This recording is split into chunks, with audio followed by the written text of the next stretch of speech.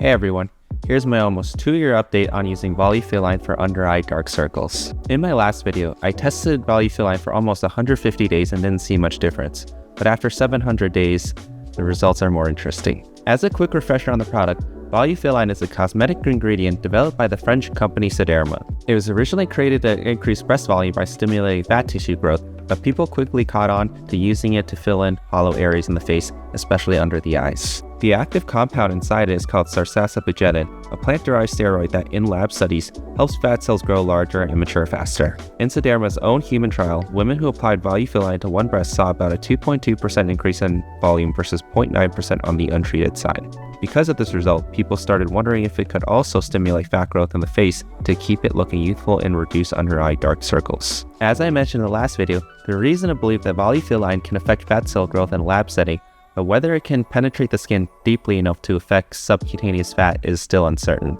It's safe and well tolerated and might have anti-inflammatory effects, but in real-life skincare, the results have still been mixed. So here's the almost 2 years update on my use. You're going to have to pardon the variation in lighting and angles, but even with slightly variable setups, I think the pattern is clear. At 156 days, as seen in my last video, I couldn't say there was much of a difference. 293 days, there honestly still wasn't much of a huge difference in the under-eye area. Now, I thought my skin complexion in general did start improving, but this is also when I'd used a red light therapy mask for about 150 days, which if you watch my other video, I did feel make a positive difference in the look and health of my skin.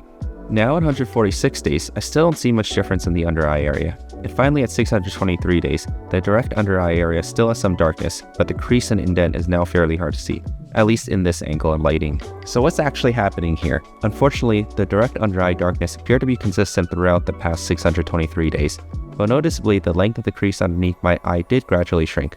Was this due to the Volufiline though?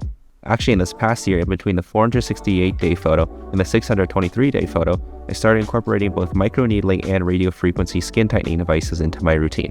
In addition to the red light therapy, it's really hard to say that the difference is due to the Volufiline, though it is possible. However, I'm inclined to say that the differences were probably more because of the red light. Through this entire time, I continue to experience no side effects from Volufiline, so I'm happy to report that at least. In conclusion, if you're expecting a major increase in face volume lift, or decreased darkness under the eyes, this probably isn't going to happen, but it may have some effects on smoothing out your cheek area and at minimum has been safe to use. Volufiline is definitely not a miracle drug, but it's one of those products that might give you that extra 2% lift if you've already dialed in your skincare routine, and I'll continue to use it myself. If you want to dive deeper into its science, check out my original video where I break down the studies and I'll link it below. I've also mentioned throughout how beneficial the red light therapy has been, so I'll link that video I created below as well. And if you tried Volufiline, I'd love to hear in the comments below how it went for you. Otherwise, thanks for watching and please subscribe for more self-improvement content.